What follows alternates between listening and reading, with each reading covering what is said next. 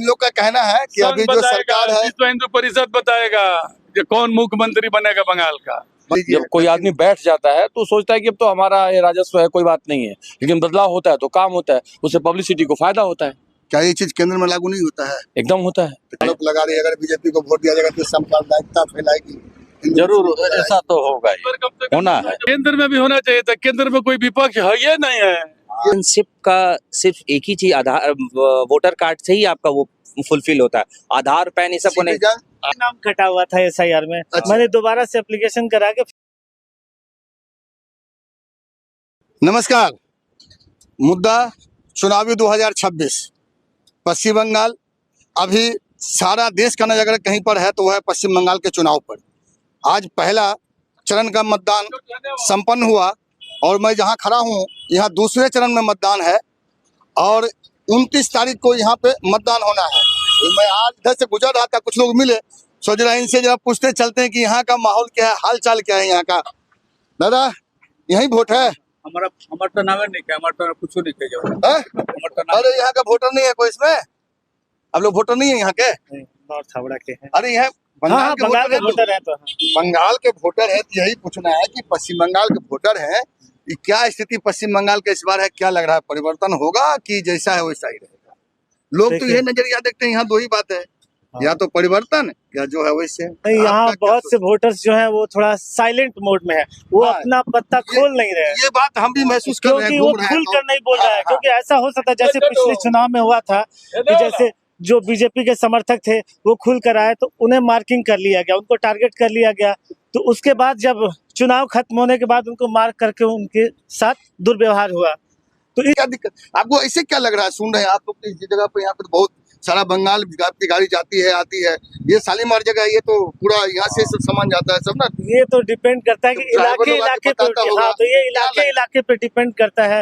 हिंदू जिसके लिए बात होती है कि हिंदू कहीं कहीं बटा हुआ है, मुस्लिम तो संगठित माना जाता है क्योंकि बोले जाते हैं मुस्लिम संगठित है, हिंदू कहीं कहीं बटा हुआ है, हिंदू का वोट एक जगह पे कहीं नहीं जा रहा है। तो इसके लिए जैसे अभी देखिए यहाँ पे पूरा ताकत झोंका हुआ है, बाबा योगी आ रहे हैं, अमित शाह यहाँ 15 दिन से है, आज मोदी जी का यहाँ ये यात्रा था। तो क्या लग रहा है, कुछ माहौल को बदल पाएंगे? इस बार उससे ज्यादा एग्रेसिव लोग लग रहे हैं, इस बार उससे ज्यादा एग्रेसिव तरीके से चुनाव प्रचार हो रहा है। बीजेपी और ज्यादा एग्रेसिव हो गई है।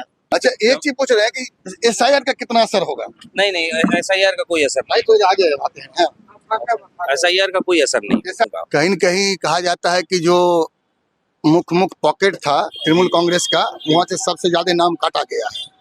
तो जो मुर्शिदाबाद, मालदा, ये तो मेरे नॉलेज में ही है, जो डेथ हो चुका है, जो बहुत दिन से यहाँ पे वोटर ने यहाँ से पलायन करके, उन्हीं लोग का मैक्सिमम नाम का। तब आपके पास ये खबर अधूरी खबर है, आप मेरे चैनल पे देखिएगा। आदमी है कि जिसका अपना नाम है, मम्मी पापा का नाम नहीं है, 60 साल 65 साल के हैं, पासपोर्ट है, वीजा है, ये तो बिना पुलिस भी नहीं। कुछ अभी ट्रिब्यूनल में चल रही है ये सब। अब खत्म हो गया वो तो, अब ट्रिब्यूनल कहाँ है? तो जो हुआ, अब तो वोट आज निकल गया, अब ट्रिब्यूनल क्या कीजिएगा? तो ये जो 91 लाख नाम कटा है, इसमें सभी डेथ नहीं है।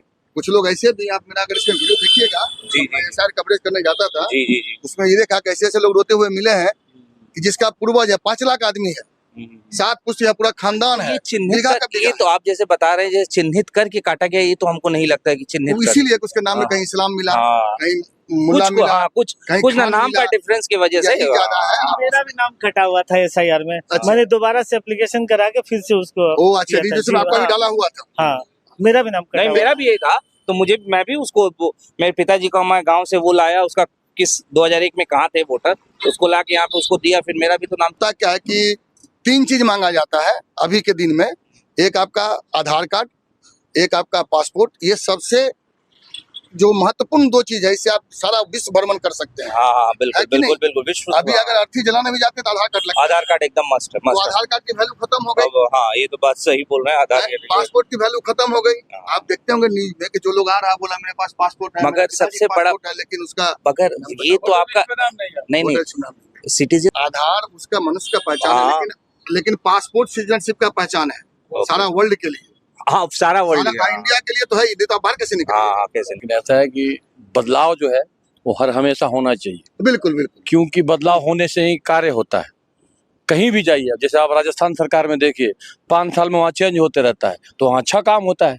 कभी भी कोई आदमी जब अस्थिर बैठ गया है, साउथ का ले लीजिए, जब कोई आदमी बैठ जाता है तो सोचता है कि अब तो हमारा ये राजस्व है, कोई बात नहीं है। लेकिन बदलाव होता है तो काम होता है, उससे पब्लिसिटी को फायदा होता है।